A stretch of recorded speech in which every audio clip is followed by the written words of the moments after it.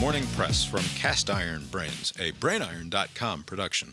Here's 11 minutes or so of news for today, Monday, January 8th, 2024. Republican House Speaker Mike Johnson and Democratic Senate Majority Leader Chuck Schumer announced separately on Sunday that the two houses of Congress had agreed to a basic framework on funding the government through all of 2024. The $1.6 billion of what the government will spend this year will be split roughly evenly, with 53% going towards defense and 47% on non-defense discretionary spending. Johnson claimed victories for Republicans by pointing to accelerated cuts to IRS funding and the clawing back of unspent COVID set-asides, while Schumer declared that the deal was a win for Democrats, as it protects social spending priorities from the, quote, draconian cuts sought by right-wing extremists, end quote. Actually finalizing the deal means getting 4 different spending bills passed through both houses of Congress and to the president's desk by January 19th, in order to avoid a temporary government shutdown, which would only set up the next phase of shutdown avoidance, another package of 8 spending bills which must be passed by February 2nd to avoid major disruptions to government services. Standing in the way of the not inconsiderable task of getting this basket of budget authorizations over to the White House is the House Freedom Caucus, which on Monday called the compromise a total failure. The Trump-aligned group has condemned the spending levels as putting the country on the path to financial ruin, and complained that the plan is in fact worse than the temporary deals that former House Speaker Kevin McCarthy struck on the debt ceiling that were the ostensible instigating events of McCarthy's defenestration. Johnson, who presides over a very narrow majority, will therefore likely need many Democrats to vote with Republicans to get this done, and success on that front may well lead to another protracted leadership battle in the House, as members of the House Freedom Caucus have argued that there's no point in a Republican majority if it continues to cave to Democratic demands.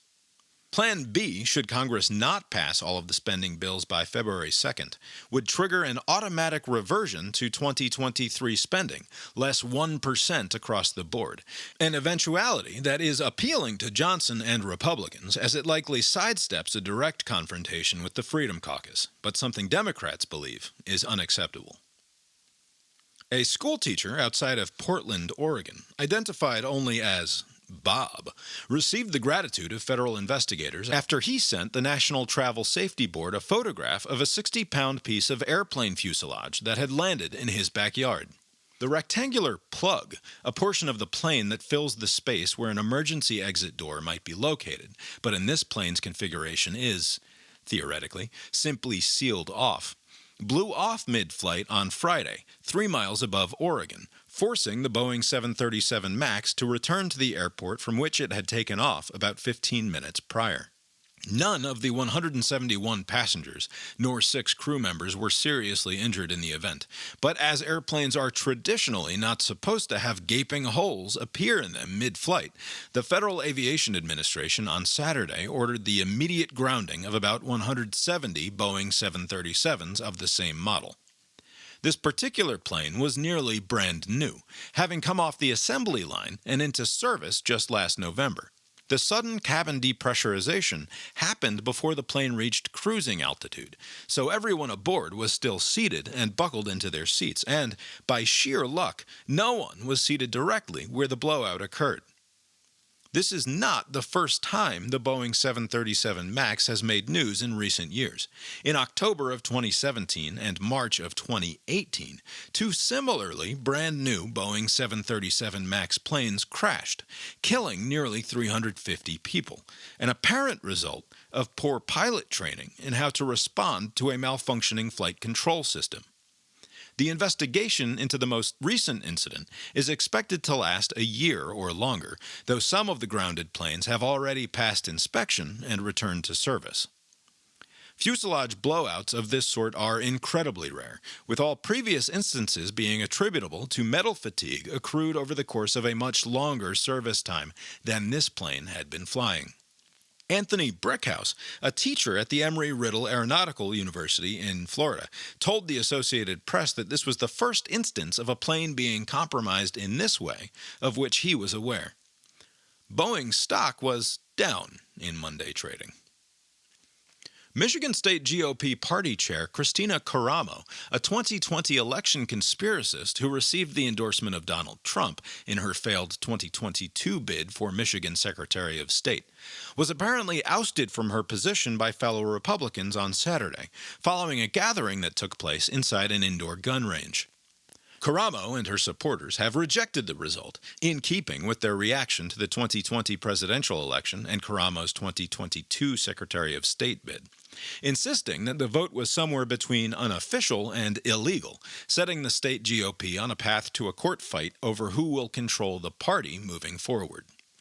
Michigan is a battleground state in the 2024 election, with most state polls currently showing any Republican challenger ahead of President Biden, and the state also has a Senate seat up for grabs in 2024, as Democrat Debbie Stabenow will not be seeking a fifth term in office. Caramo's stewardship of the Michigan Republican Party has been called into question over issues related to growing financial debt and infighting. A not insignificant portion of the debt the party owes to creditors includes a $110,000 speaking fee to the actor Jim Caviezel, famous for his role as Jesus in Mel Gibson's The Passion of the Christ. The Supreme Court announced Friday that it would hear arguments over Colorado's state Supreme Court ruling that Donald Trump would be barred from the state's presidential ballot. Arguments will be heard 1 month from today, on February 8th, and the justices will, presumably, fast-track their decision, rather than wait to announce over the summer. Though legal experts are divided on how the issue should be resolved, the court is expected to rule in Trump's favor, the only question being how the vote will break down. Mass murderer Anders Breivik, who killed 77 people in a 2011 bombing and shooting rampage, including 50 people aged 18 or younger, has asked a court in Norway for early release from prison, citing deep depression and a desire to no longer go on living. His lawyers blame isolation for his apparent despair, though he does have contact with guards, religious and health professionals, and is permitted to socialize with 2 other prisoners for an hour twice a month. Lawyers for the government contend that the relative isolation is necessary because Breivik still harbors the same white supremacist views that motivated his attack, is still proud of what he did, and that allowing him more contact with the outside world and the media, which he requests, would be dangerous. He is scheduled for release in 2032, as Norway caps prison sentences to just 21 years for even the most heinous of crimes. But he is not expected to be set free. In Norway, the term of imprisonment can be extended in 5-year chunks for as long as courts rule that the incarcerated is a threat to society. In even briefer news today, Australia has banned the Nazi salute and public display of the swastika and symbol of the SS, punishable by up to a year in prison. Pope Francis has condemned surrogate motherhood and called for a global ban on the practice, presumably punishable by up to an eternity in hell. And Tiger Woods and Nike have parted ways after a 27 years long brand endorsement relationship. Also, the Golden Globes happened last night. On this day in history, January 8, 1815, the final major battle of the War of 1812 was fought in New Orleans, 2 weeks and a day after the war was formally ended by the signing of a peace treaty in Belgium, the happy news of which had not yet traveled across the Atlantic to the relevant parties, because email was apparently not yet a thing. The Americans suffered 13 dead and total casualties of 71, while the British casualty figures exceeded 2,000, including 291 dead. The battle was a great victory for future President and then U.S. Army Major General Andrew Jackson, who turned the reputation he earned winning that battle into political capital that helped him become governor of Tennessee and, later, the 7th President of the United States. Jackson's legacy is, of course, a mixed one, given the whole Indian removal Trail of Tears stuff. But judging by the $20 bill, he was a handsome fella, so surely he wasn't all bad. Speaking of handsome fellas, also on this day, the world celebrates the birthday of North Korean Supreme Leader Kim Jong-un, whose precise date of birth has never been confirmed by North Korea and is not publicly celebrated the way his father's and grandfather's birthdays were, and still are. Expert observers of the rogue nuclear state speculate that the fact that Kim Jong-un's mother was Kim Jong-il's third or possibly fourth wife, and also born in Japan, a country for which North Korea has no love lost, contributes to the downplaying of Kim's birthday by the totalitarian regime. Kim is 40, according to the United States, but may be as old as 42.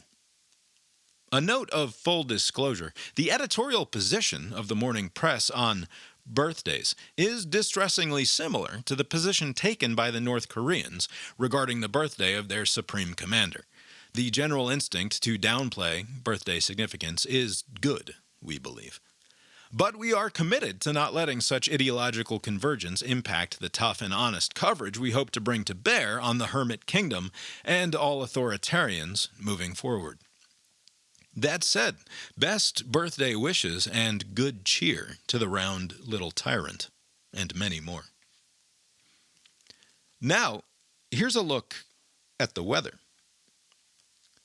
Careful listeners of the Morning Press will recall that we struck an optimistic, positive tone in last Friday's weather, delighting in all the creature comforts of modernity bestowed upon us by our collective, glorious human ancestry, whose hard work, cooperation, and mastery of so much of the physical world has resulted in a life of truly unthinkable convenience and leisure. After reading about the cultural furor over a limited edition 40-ounce Stanley-branded water bottle, however, which has resulted in people camping out outside of Target stores in order to be one of the lucky few to pay nearly $50 for a special color of the highly desired tumbler, which inevitably led to verbal and physical altercations that required police intervention. We would like to retract last week's sunny outlook on the state of the world. Perhaps this was all a mistake, after all. Or maybe it's just Monday.